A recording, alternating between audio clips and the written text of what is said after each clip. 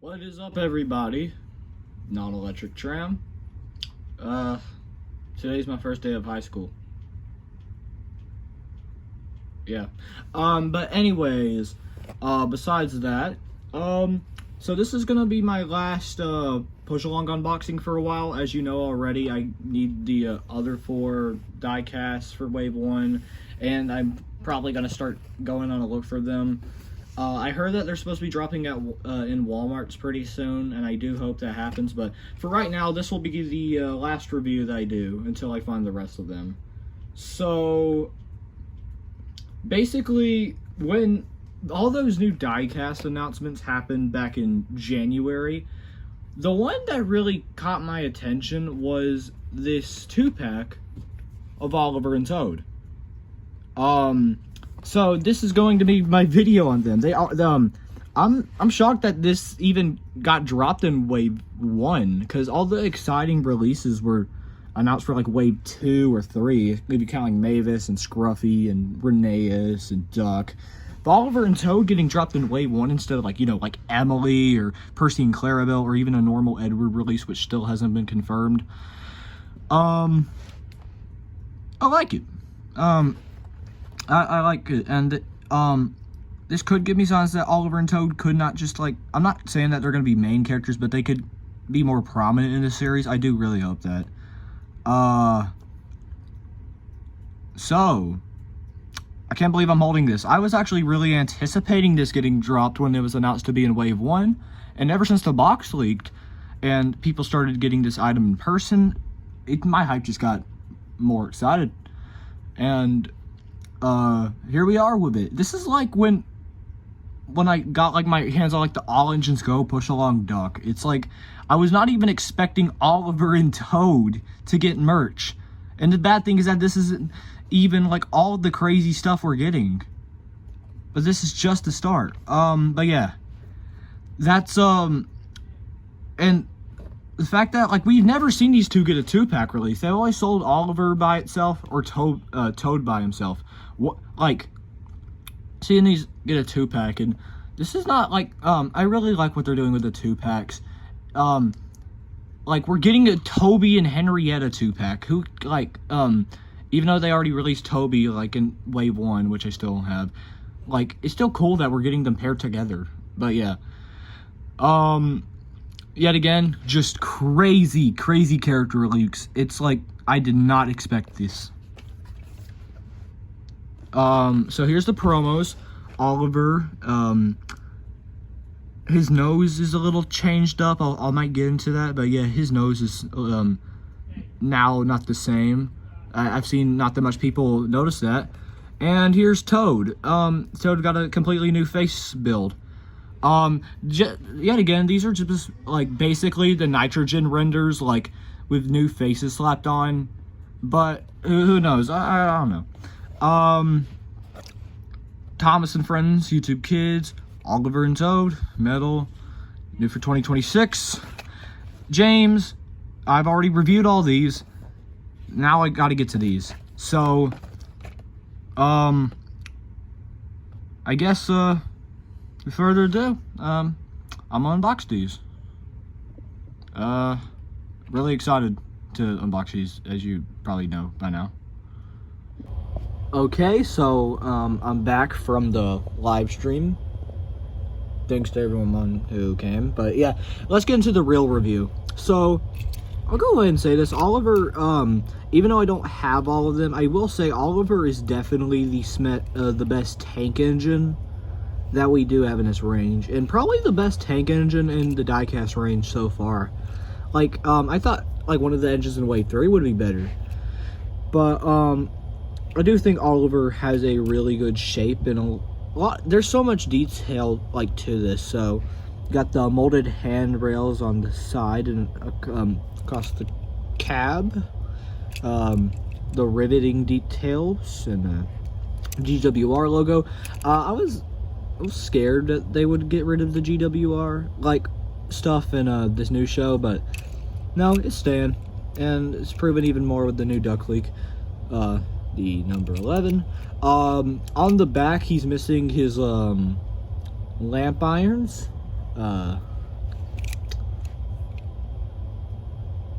Here's everything on like the front. Like you can see all of his tanks and the water. Yeah. The dome. This I think. I forgot what this is called. Like probably safety valve. I think. Sorry, my bad. I'm not that educated on like a bunch of like the details on trains, whatever, or just engines in general. Oliver's face is different, I will say. He doesn't have that nose shape that I usually like. Whenever I see Oliver, I think of that nose. To be honest, it doesn't really affect me that much, really. This does kind of look like a duck face, though. I will say that. But we have definitely seen way worse faces in this range. I like what they're doing with the eyebrows. We'll see that with Diesel. On the bottom, Oliver, 2026, V13A is the code. One of probably the only issues I have with this is that the buffer beam isn't painted, and that's something that is starting to show on this on the new diecast engines. It's showing that for Oliver, Duck, who else, like Henrietta, I guess, but Henrietta doesn't really affect me that much. They're doing that with Charlie, like a bunch of engines. Another issue that I've seen people have is that Oliver doesn't have that tiny wheel that he used to have. But yeah, overall Oliver is really good. Oliver's probably my favorite. He's not my favorite diecast in Wave 1. Or favorite diecast overall. I do think Henry is better, but Oliver is probably the second best in the entirety of the diecast range. And now we got Toad. So I do really like Toad. So one issue that I've started to notice is that every diecast of Toad was making him like too short, and I feel like, yeah, this is definitely the perfect size, really. He's got a lot darker shade of gray. It almost seems like black to me, really. GWR. This 50421. Was that even? Yeah, that wasn't even there, but yeah, 16 tons. The GWR on the side. Some of these the GWR wasn't on Toad, and I didn't get why, really, but I do really like the change. He's missing his windows on the back. Here's his front. Here's the chassis, and here's the face. So something new with the new Toad is that his face isn't like, a part of the entire frame, really. Well, I don't really mind it. I don't mind it. Some people have brought up that the new Toad face looks like that one face that Bulstrode had that was never used. That's like the smiling Bulstrode face. I can see it. I could see it. Yeah.